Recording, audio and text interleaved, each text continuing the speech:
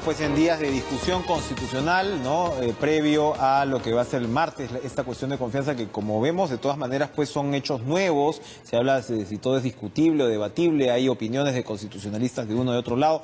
Hoy el propio presidente del Tribunal Constitucional, Ernesto Blume, emitió un comunicado también en el cual, digamos, marca una cancha. Otros miembros del Tribunal Constitucional, como la señora Ledesma, han salido al frente para decir que esto no es un acuerdo del TC. Bueno, estamos con el doctor César Landa, constitucionalista, expresidente también del Tribunal Constitucional, para que nos ayude a aclarar el panorama. Doctor Landa, gracias por estar con nosotros, un gusto verlo después de un tiempo. A ver, lo primero, y lo acabamos de discutir también con Gilbert Violeta, tiene que ver con toda esta situación. Él lo que está haciendo es presentando 2 recursos al Tribunal Constitucional para que defina básicamente hasta dónde llega la atribución del Ejecutivo a la hora de presentar una cuestión de confianza como esta y qué es lo que puede hacer el Congreso. Cuando hablamos de naturalización y desnaturalización, ¿a qué tiene derecho el Ejecutivo a exigir? Entonces el Ejecutivo ha dicho, bueno, yo te presento estos 5 proyectos de ley, estos son los innegociables, por decirlo de alguna manera, en estos me baso para la cuestión de confianza, y la naturalización o desnaturalización, mejor dicho, se expresa en tal y tal punto. ¿Eso tiene derecho a presentarlo el Ejecutivo tal cual? Para Violeta es una camisa de fuerza inaceptable, inconstitucional. Bueno, yo considero que las tensiones políticas son normales en una democracia donde hay pluralidad de ideas, pero ciertamente hay que buscar los consensos y la estabilidad para resolver los conflictos, ¿no?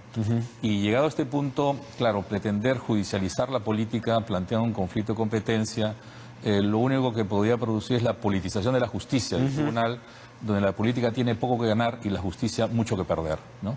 De modo tal de que la solución creo que debe darse en la arena de la política, que es donde corresponde, en el marco obviamente de la Constitución, y el presidente ha utilizado el instituto de la moción de confianza para poder llevar a cabo reformas que han estado dilatadas o paralizadas en la lucha contra la corrupción y la impunidad, ¿no? Que la población el 9 de diciembre la expresó mediante el voto ciudadano, mayoritariamente, que era importante y urgente la reforma política y la reforma judicial que no se viene dando. Para ello, Vizcarra presentó una cuestión de confianza, precisamente porque habían pasado en ese momento más de 40 días de presentadas el paquete de reforma de justicia, y él dijo, oye, pónganse las pilas, ¿no? Y pasen estos proyectos de ley para que podamos llegar al referéndum, ¿verdad? Y efectivamente se pusieron las pilas con esa cuestión de confianza.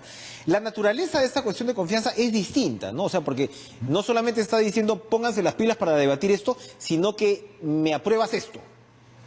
Y completo, el comunicado de Blume hoy dice, el presidente de la República no está habilitado constitucionalmente para imponer al Poder Legislativo la aprobación del contenido o alcance de una ley de reforma constitucional por ser aquella una norma de rango constitucional respecto a la cual el citado artículo 206 prohíbe al presidente observarla. ¿Qué nos quiere decir ahí Blume? ¿Y cuál es su opinión al respecto? Claro, la moción de confianza que la Constitución reconoce puede llevarse a cabo de manera facultativa cuando se instala un nuevo gabinete y pide el voto de confianza sobre políticas generales y las medidas que se derivan de ella, ¿no? Pero también hay un voto de confianza, digamos, no obligatorio, sino facultativo cuando el Ejecutivo quiere plantearla.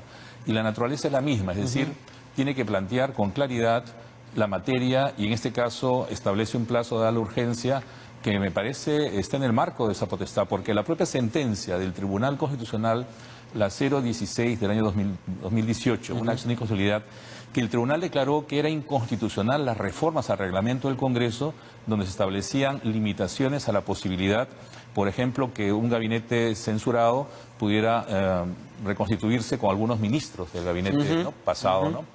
O que el reglamento del Congreso señalaba que no podía plantearse como moción de confianza, por ejemplo, propuestas legislativas que estaban en curso o también procedimientos de control parlamentario en curso, ¿no? Y el tribunal dijo que eso era inconstitucional, de modo tal que siguiendo la decisión colegiada del Tribunal Constitucional, el presidente, me parece que en el marco de la Constitución, no viola esta cuando establece materia específica y plazo específico para garantizar, digamos, que las tareas del Parlamento no se distorsionen como ocurrió el año pasado, donde en materia de bicameralidad realmente se trató de dar la vuelta.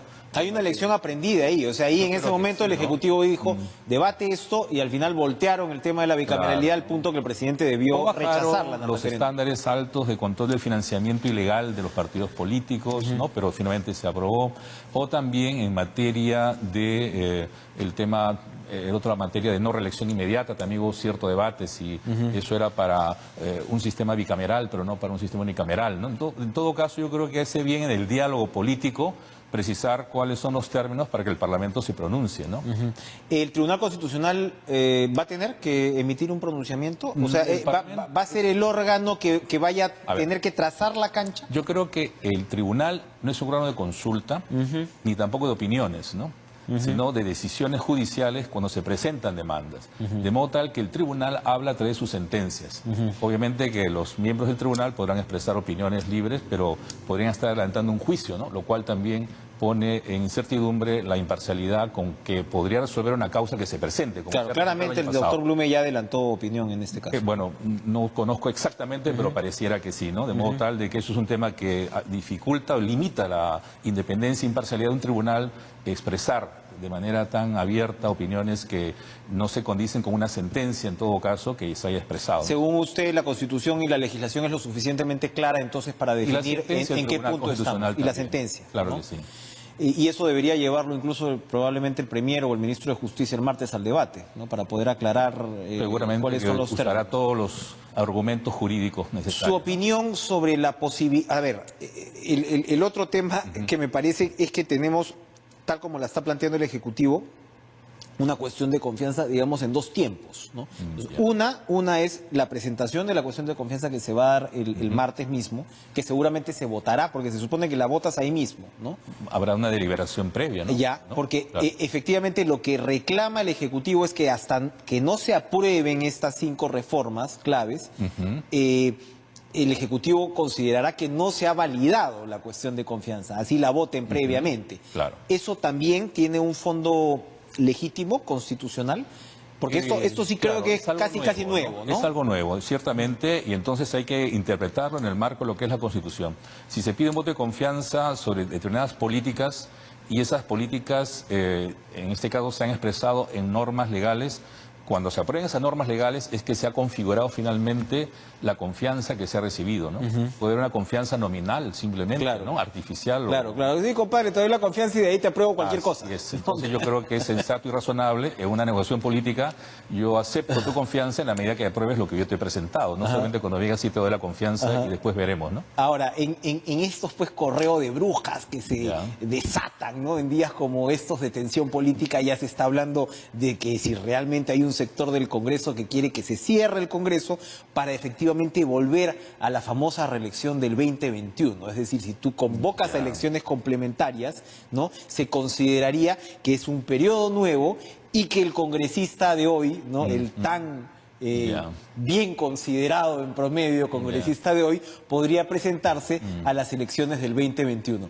¿Cuál es su opinión al respecto? Eso también es nuevo, sí, ¿no? Bueno, yo creo que hay que apelar a lo que es un principio democrático básico, es la voluntad popular, ¿no? Ajá. Y esta se ha manifestado el 9 de diciembre con el referéndum constitucional para que no haya una reelección inmediata de los congresistas en una situación de normalidad, como se le preguntó. Es decir, si hay una reelección parlamentaria de 5 años, claro está, no puede ser candidato.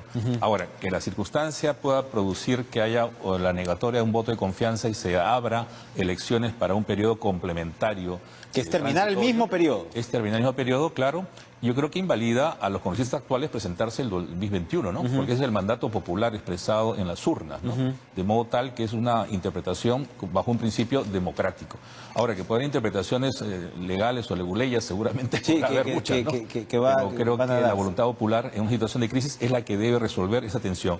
En las democracias parlamentarias aparece precisamente el adelanto de elecciones o la moción de censura para devolver al pueblo, que es el soberano, la capacidad de decidir sobre el conflicto entre dos poderes del Estado electos por el pueblo, para recomponer, repartir las barajas nuevamente y saber entonces qué mayoría es la que tiene el Ejecutivo o no.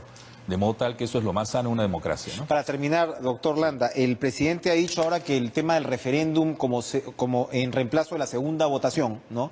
Para las reformas constitucionales, no está en agenda. Sin embargo, algunos ministros, en fin, se ha discutido, según lo que ha trascendido en el Consejo de Ministros, como una eventual opción, ¿no? O sea, parte de esta discusión.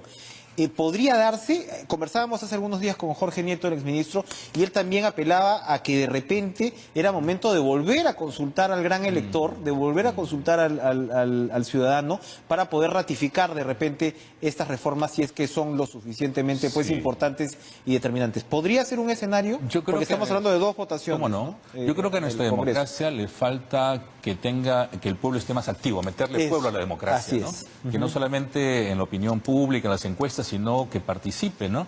Y el referéndum constitucional ha sido un mecanismo de expresión el año pasado que sirvió para aliviar, ¿no?, la tensión con el conflicto y manifestar qué es la voluntad popular. No solamente cada 5 años, sino también con el referéndum, que es un instrumento constitucional que se usa en países democráticos, Suiza, Uruguay, ¿no?, y entre otros, de modo tal que es una forma que a lo mejor nuestra democracia está necesitando para evitar que la tensión únicamente recaiga entre el Parlamento opositor y el gobierno con sus políticas, ¿no? Yo creo que es saludable también. No hay que asustarse, entonces, no es una democracia plebiscitaria, como la llaman algunos, claro, el hecho de asistir a las urnas para refrendar decisiones políticas de este calibre.